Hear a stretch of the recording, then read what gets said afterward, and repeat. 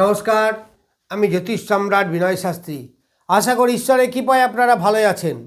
আজকে আমার ভিডিওর আলোচ্য বিষয় কর্কট রাশি বা লগ্নের অশ্লেষা নক্ষত্রের ফেব্রুয়ারি 2026 কেমন যাবে। আমি অলরেডি পুনর্বসু এবং পুষ্যা সম্বন্ধে বলেছি।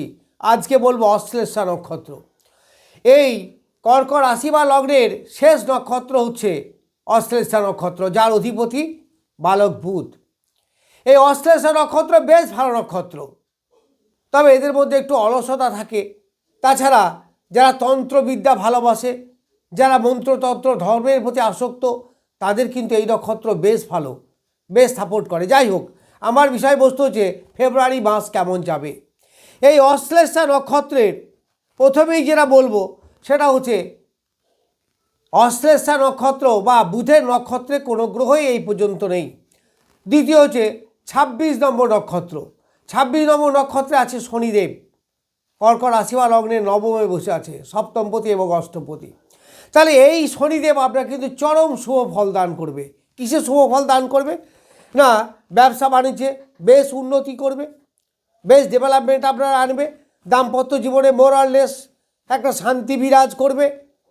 প্রেম প্রীতির ব্যাপারেও অনেকটা সফলতা আসবে।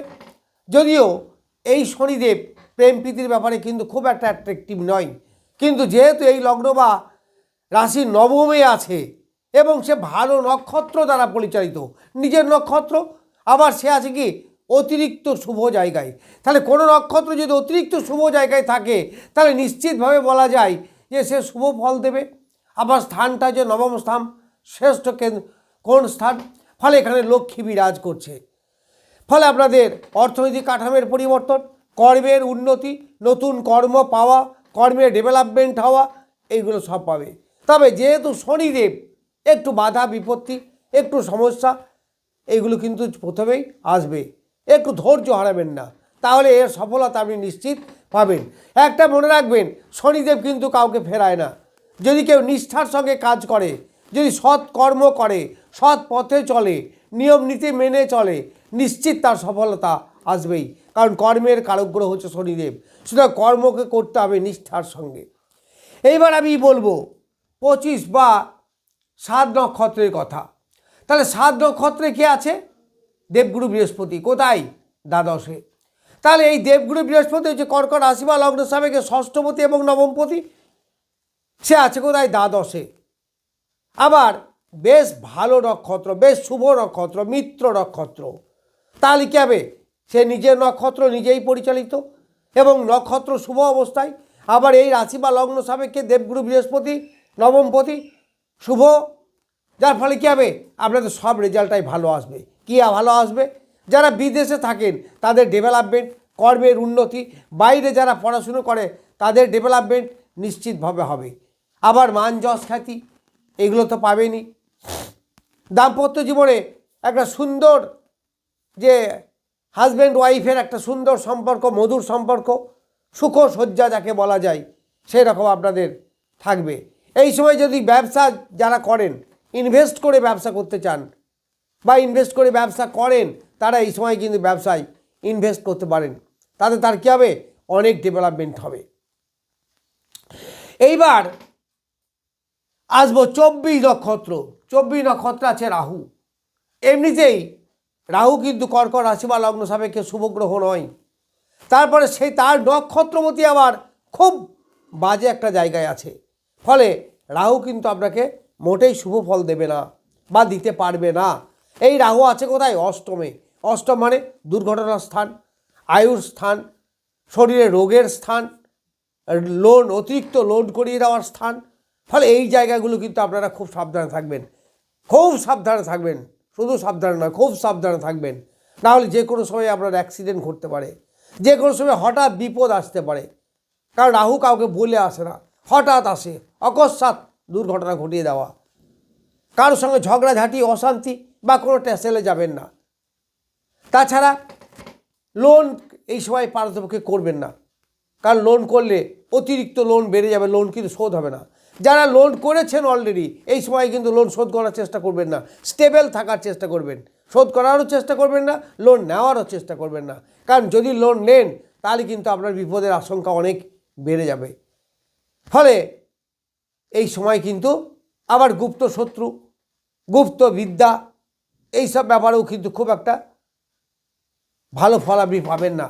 কারণ অষ্টম থেকে যে ফলগুলি এক কথায় পাওয়া যায় সব নেগেটিভ ফল পাবেন। কারণ রাহু আপনাকে ভালো ফল দেবে না। একে তো রাহু, তারপরে অষ্টম স্থান, তারপরে আবার নক্ষত্র খারাপ। ফলে বিপদকে আপনি কিন্তু সাবধানে থাকবেন। যদি প্রাইভেট পার্টি কোনো রোগ থাকে, কোনো কেউ অপারেশন ইমিডিয়েট করা দরকার, চেষ্টা করবেন না করার।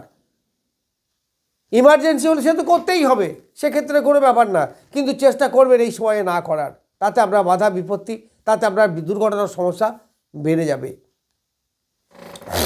এইবার আমি আসব চতুর্গ্রহ যোগ। এখন চতুর্গ্রহ যোগ বলা যায় না, ত্রিগ্রহ যোগ বলা যায়, কারণ বুধ অলরেডি সরে গেছে। কিন্তু আমি তো বলছি নক্ষত্র ফল। ফলে 23 নক্ষত্রে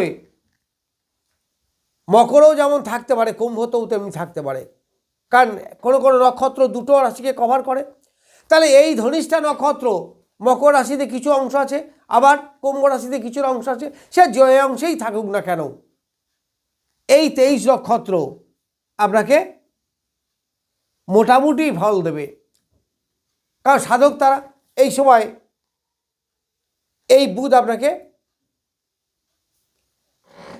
ধর্মের প্রতি আসক্তি, সাধনা ভজনার প্রতি আসক্তি, তারপরে দাম্পত্য জীবনে মোটামুটি মোরাললেস শুভত্ব নিয়ে আসবে। ব্যবসা ক্ষেত্রে একটু সাবধানে ব্যবসা করবেন, ডিসিশন মেকিংয়ে প্রবলেম এইগুলো কিন্তু হতে পারে, তবুও মোটামুটি বুধ আপনাকে ভালো ফল দেবে। আবার এই কর্কট রাশি বা লগ্ন থেকে দ্বাদশপতি এবং তৃতীয়পতি, ফলে চেষ্টা এনার্জি বৃদ্ধি পাবে। এই রাহু আবার বুধ আবার রাহুর সঙ্গে যুক্ত হয়েছে, ফলে এনার্জি ফ্লো করবে এই সময়ে। এই 22-23 নক্ষত্র আপনার সাধক তারায়, সাধক তারায় মানে কি মেন্টাল পিস, এটা আনবে, মানসিক শান্তি যেটা বলা হয়, মেন্টাল পিস আনবে। তারপরে সাধনা ভজনার কথা তো বললাম, ধর্মের প্রতি আসক্তি, তীর্থস্থান ভ্রমণ, শরীরের শান্তি, এইগুলো আপনি পাবেন। এই 23 নক্ষত্রে আছে শুক্রদেবও আছে, কিন্তু শুক্র এখনো পর্যন্ত সে মকরেই আছে। তাহলে 6 তারিখে সে চেঞ্জ হবে। তাহলে শুক্রও আপনার কী করবে, মোটামুটি শুভ ফল দেবে। কী শুভ ফল দেবে? দাম্পত্য জীবনের সমস্যা, রোম্যান্স বৃদ্ধি, কমফর্টেবল লাইফ লিড করা, এইগুলো আপনি পাবেন এই সময়, এইগুলো আপনি পাবেন। মানে মোটার কথা ভালো ফলই আপনি পাবেন। আবার এই নক্ষত্রের অধিপতি মঙ্গল, সে আছে কি তুঙ্গ অবস্থায়, এখানেই বসে আছে। ফলে রাহু মঙ্গলের একটা সম্পর্ক সৃষ্টি হয়েছে। ফলে প্রেম প্রীতির মাধ্যমে যারা বিবাহ করতে চাইছেন তারা করতে পারেন, হবে। আবার সাহসের সঙ্গে যে কাজ করতে পারছিলেন না সেই কাজ আপনারা করতে পারবেন। অনেক সময় প্রেমের অ্যাপ্রোচ করেও করতে পারছিলেন না, এই সময় কিন্তু আপনি করতে পারবেন। কারণ এই সময় আপনার সুখ শান্তি, মানসিক সুখ, দাম্পত্য সুখ, প্রেম প্রীতির ব্যাপারে সুখ শান্তি, এইগুলো সব আসবে। ধর্মের প্রতি আসক্তি বৃদ্ধি, এইগুলো আসবে। এইবার রবি এবং মঙ্গল আছে 22 নক্ষত্রে। রবি এবং মঙ্গল 22 নক্ষত্রে থাকলে রবি এবং মঙ্গল তারা রাজা এবং সেনাপতি, রাজ সেনাপতি যোগ আমি আগেই বলেছিলাম। এই প্রভাব বিস্তার করতে গিয়ে অনেক জায়গায় আপনার মান সম্মানের ক্ষেত্রে আঘাত লাগবে, শত্রুতা বৃদ্ধি হতে পারে, শত্রুজনিত কারণে আপনার মান সম্মান হ্রাস, কর্মের অবনতি, এইগুলো কিন্তু দেখা যায়। কিছু কিছু ক্ষেত্রে শত্রুর কারণে আপনার শারীরিক বা মানসিক অশান্তি, এইগুলো কিন্তু ডেকে আনবে। ফলে এই সময়ে আপনি কিন্তু বেশ সাবধানতা অবলম্বন করবেন, কারণ এই নক্ষত্রটা হচ্ছে প্রত্যরী নক্ষত্র, যেটা মানে হচ্ছে শত্রু বৃদ্ধি হয়। তাহলে কর্মে কাজে, কর্মস্থলে, বাড়িতে, গৃহে, প্রতিবেশীর মধ্যে শত্রুতা তৈরি হবে। তাহলে কী হবে, মঙ্গল যেহেতু লগ্নপতি এবং ষষ্ঠপতি কর্মের, আবার দশমপতি রবি, কর্মের দিক থেকে আপনার শত্রুতা সৃষ্টি হবে। যারা চাকরি করেন অফিসে কোনো স্টাফের সঙ্গে সমস্যা, যারা ব্যবসা করেন ব্যবসা ক্ষেত্রে গুপ্ত শত্রু বা শত্রুতা বা ঈর্ষাবশত ক্ষতি করা, এইগুলো থেকে কিন্তু আপনারা যথেষ্ট সাবধান থাকবেন, না হলে কিন্তু সমস্যায় আসবে। আবার এই নক্ষত্র চেঞ্জ হচ্ছে, রবি চেঞ্জ হবে 7ই ফেব্রুয়ারি। তা 7ই ফেব্রুয়ারি রবি কি কোন নক্ষত্রে যাবে? ওই 23 নক্ষত্রে যাবে। তা 23 নক্ষত্রে গেলে তখন কিন্তু আবার এই শত্রুতার উৎপাদন আমরা কমবে, অর্থাৎ আগের থেকে অনেকটা বেটার ফল পাবেন।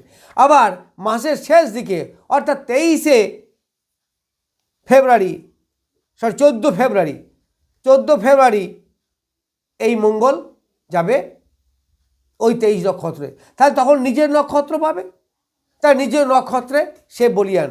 আবার এই 23 নক্ষত্র ওই অশ্লেষা নক্ষত্রের পক্ষে মিত্র নক্ষত্র, ফলে যথেষ্ট ভালো ফল আপনি পাবেন। সেখানেও মেন্টাল পিস, সুখ শান্তি বিরাজ করবে, অর্থনৈতিক কাঠামো বৃদ্ধি হবে, যা থেকে মানসিক শান্তি পাওয়া যায় সেগুলো সবই পাবেন। তাহলে মাসের শেষ দিকটা মোটামুটি বেশ ভালো। যতদিন পর্যন্ত এই 22 নক্ষত্র বা 24 নক্ষত্র আহোদন 6 ডিসেম্বর পর্যন্ত থাকবে, তাহলে এই সময় আপনাকে ডিস্টার্ব করবে, বিশেষ করে যারা অশ্লেষা নক্ষত্রে। আর 22 নক্ষত্র তো এই কয়েকদিনের মধ্যেই শেষ হয়ে যাবে, কয়েকদিনের মধ্যে আমার শেষ হয়ে যাবে, 14 ফেব্রুয়ারি আর 7 ফেব্রুয়ারি শেষ হয়ে যাচ্ছে। তারপর আর 23 নক্ষত্র, সেটা কোনো সমস্যা হবে না। তাহলে একমাত্র যেটা সমস্যা আনবে সেটা হচ্ছে রাহু। রাহু অষ্টমে থাকবে এখন 1 বছর, 6 ডিসেম্বর পর্যন্ত 2026। এই সময় রাহু আপনাকে নানা রকম সমস্যা, নানা রকম শত্রুতার উৎপাত, নানা রকম লোন টোন, ঝগড়া ঝামেলা, এই ধরনের হঠাৎ বিপদ, দুর্ঘটনা এইগুলোকে আনতে পারে। এইবার যাবো আমি কেতু 11 নক্ষত্রে। কেতু 11 নক্ষত্র আপনাকে ভালো ফল দিতে পারবে না, সে নানা রকম বিপদ সংকুল অবস্থায় থাকবে। কর্মক্ষেত্রে ইনকাম করতে গিয়ে সেখানে শত্রুতা হবে, কোনো শত্রুর দ্বারা আপনি বাধাপ্রাপ্ত হবেন, তবে সেটা গোপনে কিন্তু। তাহলে আমি এই পর্যন্ত অশ্লেষা নক্ষত্রে ফেব্রুয়ারি মাসের নাক্ষত্রিক ফল বললাম। নমস্কার, আজ এই পর্যন্তই।